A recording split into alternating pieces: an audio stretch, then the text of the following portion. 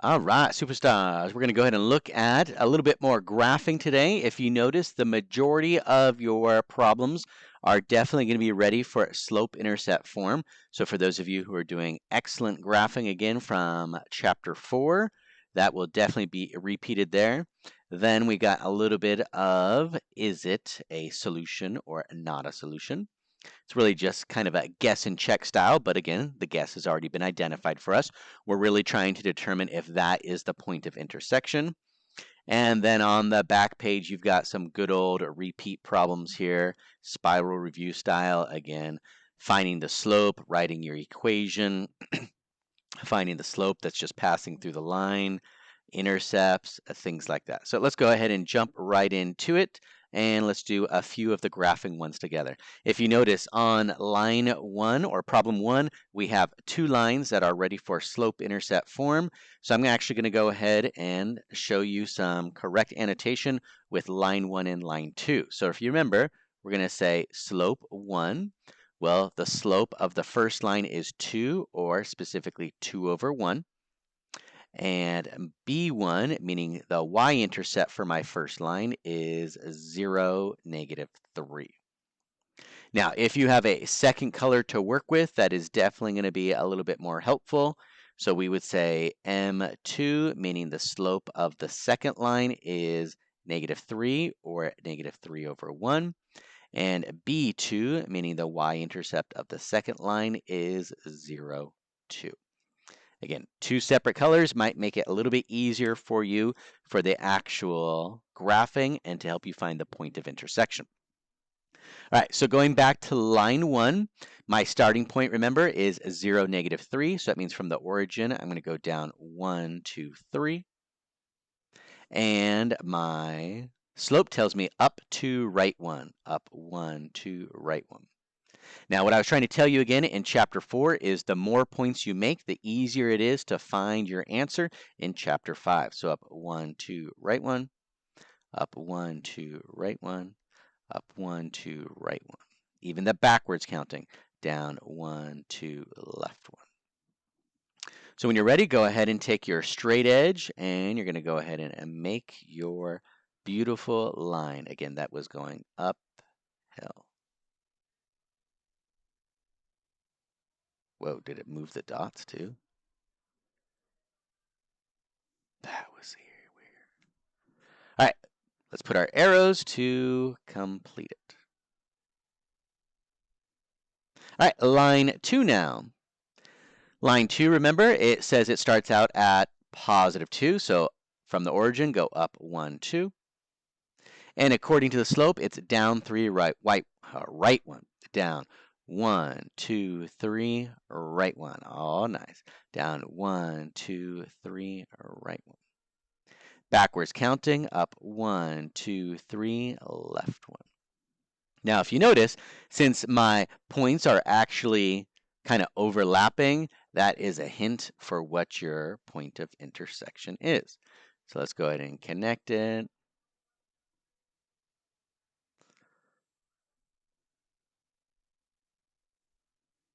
Silly.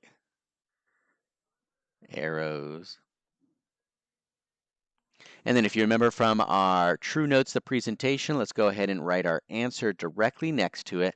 Our point of intersection, starting from the counting at the origin, is right 1, down 1, which would be 1, -1 for our point of intersection, which again is the solution to the system. So talking about the solution of the system one more time again, that's exactly what that bottom section is asking you. But let's go ahead and do one more graph here.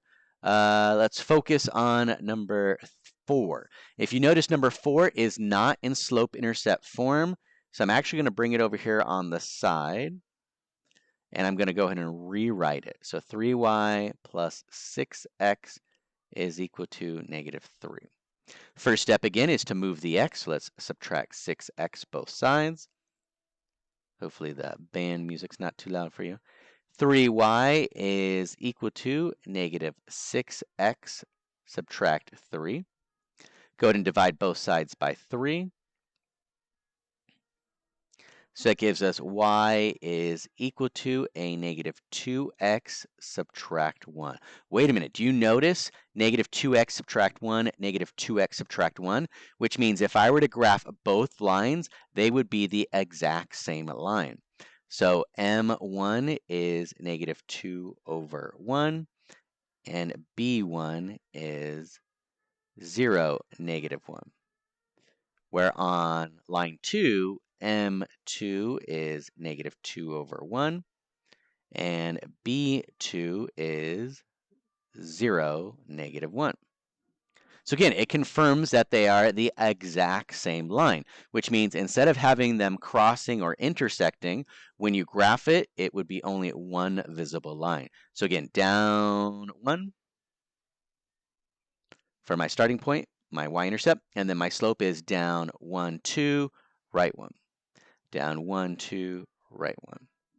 Back to the first point, up 1, 2, left 1, up 1, 2, left 1, up 1, 2, left 1.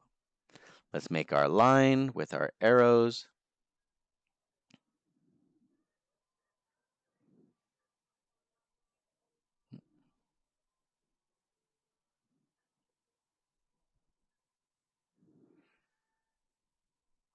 And if I wanted to, you don't really have to, but I would say, oh, 0, negative 1. Yeah, it's the same one. Down 2, right 1. Same one, same one.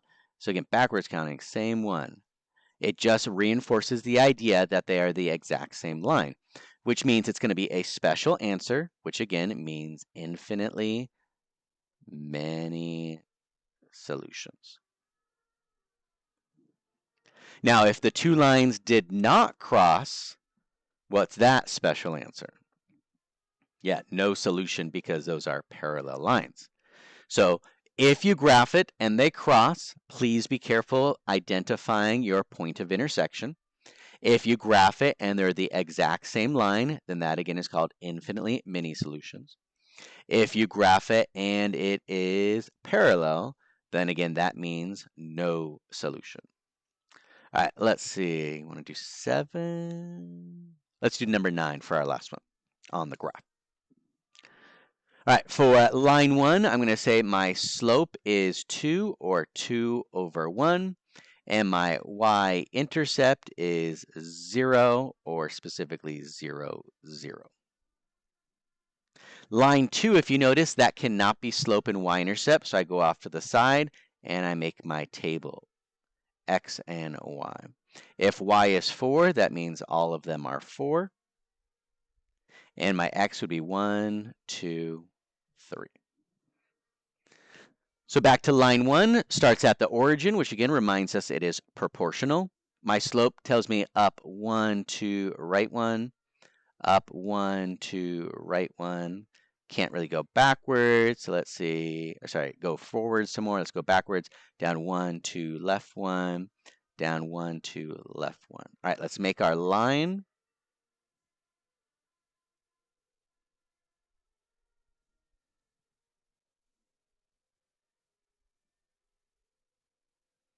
And for our second line, remember it is going to be either horizontal or vertical because we had to use a chart.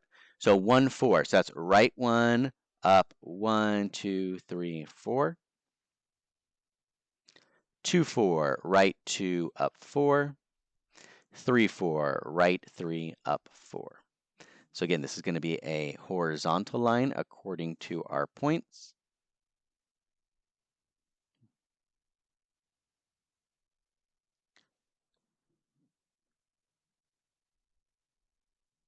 What in the world is going on with this thing?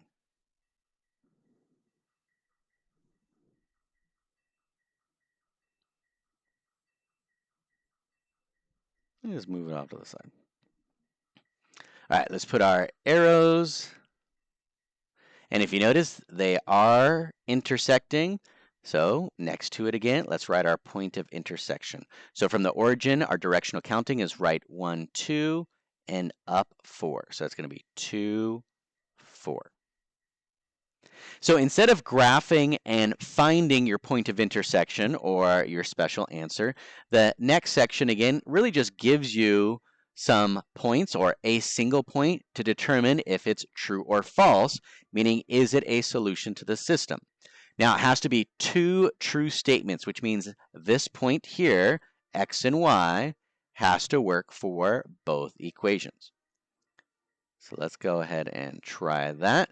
So on the first one, it says x subtracts. I'm going to put a segment there to separate the two ideas.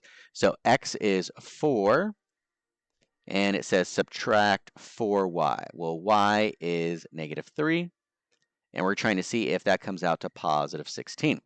Well, the 4 stays the same. -4 times -3 is a positive 12. 4 plus 12 is 16. 16 is 16. So the first one checks out. But to truly have that be the solution or the point of intersection, the other one also has to work. So it says 3x. So I'm going to go ahead and say 3 times x plus 2y. So plus 2 times y. And we're going to try and see if that gives us a 6. 3 times 4 is 12. 2 times -3 is -6. 12 subtract 6, well, 6 does give us 6. So since both of them check out, then that means that 4, -3 is the solution. Or we could even say is the point of intersection.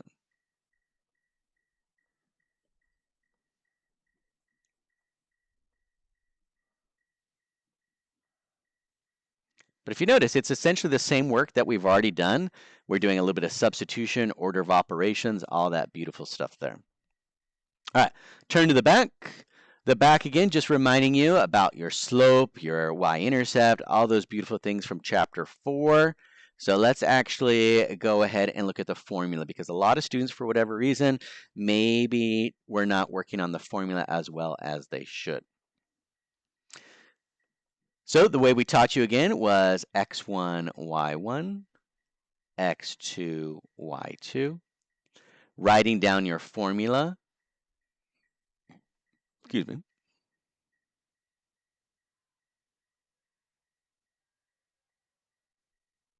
And then we do some simple substitution. Remember, our formulas have our subtraction signs.